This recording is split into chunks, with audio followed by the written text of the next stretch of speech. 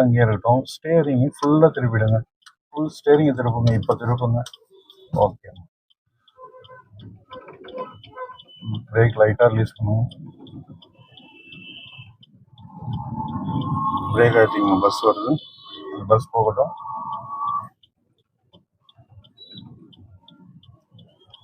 Break லைட்டாக release பண்ணி சும்மா பம்பிங் மாதிரி பண்ணிட்டு போங்க.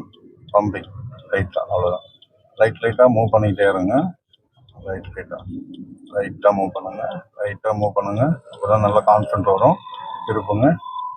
ஃபுல்லாக திருப்பிட்டீங்களா? பிரேக் விடுங்க. லெஃப்ட் திருப்பிடுங்க. 3 சுற்றிடுங்க. அவ்வளோதான். அப்படியே வச்சுக்கோ. இப்போ ஸ்டடிக்கு வந்துடுங்க. இப்போ லைஃப் லைன் நட போயிட்டுமா? இப்போ ஸ்டடி பண்ணிக்கோங்க. ரைட் இண்டிகேட்டர் போட்டுக்கோங்க. பம்பிங் பண்ணக்கூடாது. ஆக்சல் கொடுங்க.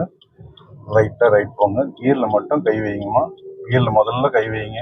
கிளச்சை வேகமாக ஆட்டிட்டு ஆக்சல் கலத்துருங்க. இப்போ லெஃப்ட் தள்ளி செகண்ட் வாங்க. கிளச் அப்படியே ரிலீஸ் பண்ணிட்டு வாங்க.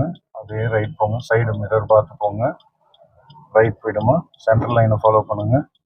லெஃப்ட் வாங்க. டிராஃபிக் டைம் இது, அவ்வளோதான். அப்படியே இருக்குது. போங்க. ரைட் போங்கம்மா. கிளச் அழுத்திக்காங்க. அப்படியே ரைட் நிதானமாக போங்க. ரெண்டு பைக்லாம் வருவாங்க, வேலைக்கு போகிறவங்க.